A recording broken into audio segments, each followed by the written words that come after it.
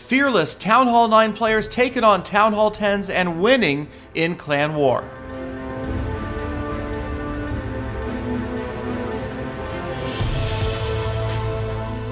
Greetings, Clashers from around the world. It is your host, Galadon. You are watching Clash of Clans attacks, and settle in and get ready for some Town Hall 9 players taking down Town Hall 10 bases.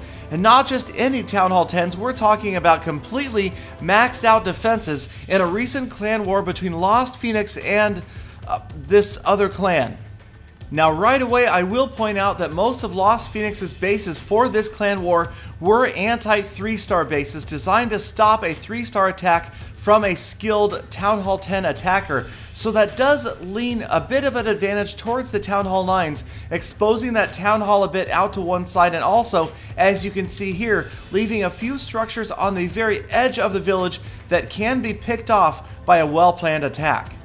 Now, Lost Phoenix is a completely Town Hall 10 clan. We do not have any Town Hall 9s, and we usually run 50 versus 50 wars. So immediately, any other clan that has any Town Hall 9s at all in war is going to be at a serious disadvantage. But this strategy was an excellent example of what one clan did to reduce that disadvantage early on in the war. So a lot of it comes down to clan war strategy, because obviously if we had not had our exposed town halls in these anti-3-star bases, it would have been much more difficult for this clan. But then we saw their war record, their number of war wins. I believe they were a level 7 or maybe even a level 8 clan.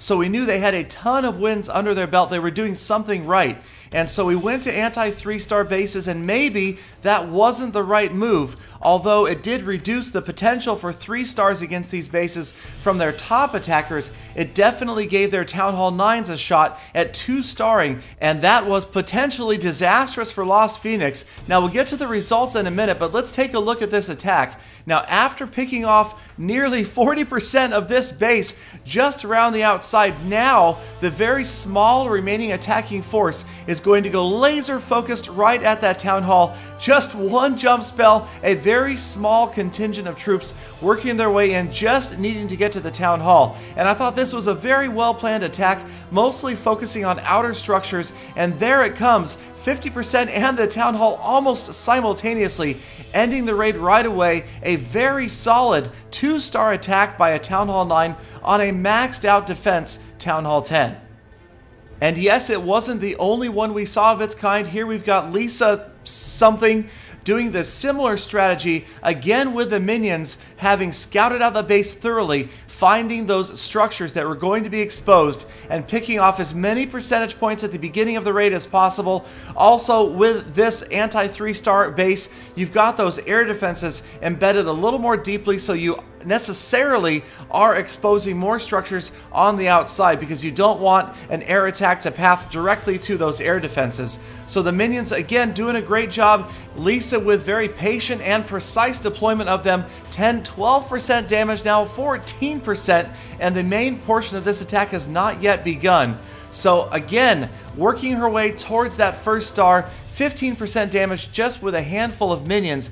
And now you can see she's not worried about time at all, working on another segment of the base with another group of minions, very carefully observing how many units it takes, not using too many. And that has exhausted the minions, but they're already at 22% damage. So the ground portion of this attack a little heavier this time, heading in towards this one area. 4 golems, just 1 down so far. Now we do have maxed out heroes for Town Hall 9, and that does make a big difference. Level 30 Queen under Rage, just about to 30% damage, and it turns out this portion of the attack was just to create a more precise funnel to clear those surrounding structures for the troops so that they will focus on the town hall. Another golem goes down, and get ready for the one and only jump spell. It is going to be perfectly placed, bridging the 2 walls, and there it is, creating that ideal funnel right towards the town hall. All of the structures on the left hand side have been cleared out. A few wizards cleared out the exposed structures on the right hand side, and there it goes. Everybody has nowhere else to go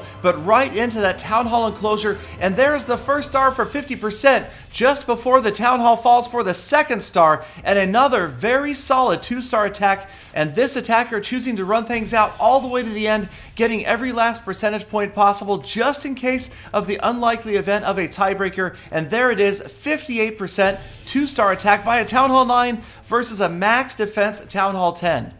And wouldn't you know it, as we go to our next replay, it is again Lisa. And notice number 41 on the opposing clan attacking all the way up to number 13 of Lost Phoenix with maxed out level 40 heroes, Valentino just about to get victimized. So this episode is really just as much about clan war strategy as it is attacking strategy, because obviously there is so much of an advantage given to attackers by setting your base up as an anti 3-star, trying to stop the Town Hall 10 3-star attack, that even Town Hall 9s can get in there. Now obviously it couldn't be a careless, rough Town Hall 9 attack. Lisa had to plan these attacks out solidly, and they were carried out well, but they're not by any means the most amazing attacks ever. And again, this base is actually relatively easy to 2-star, especially for a Town Hall 10.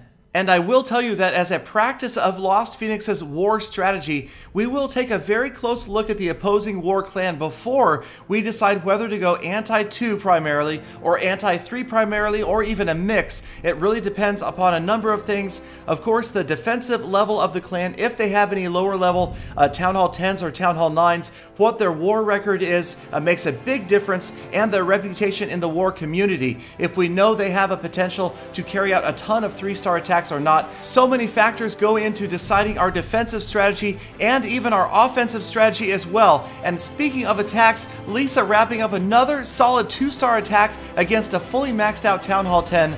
And that is going to wrap up this episode. Thank you guys once again, as always, for watching all the way to the end of this episode. I appreciate every last one of you. Please don't forget to hit the subscribe button, hit thumbs up if you enjoyed the video, check out my other videos, and as always, let me know what you would like to see from future videos. And until tomorrow, get out there and make every attack a full attack.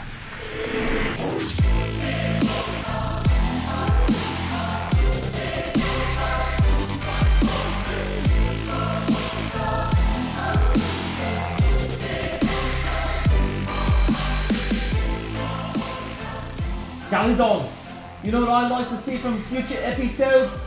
More gym boxes and less of your blah blah blah blah blah. Right, awesome? Good boy.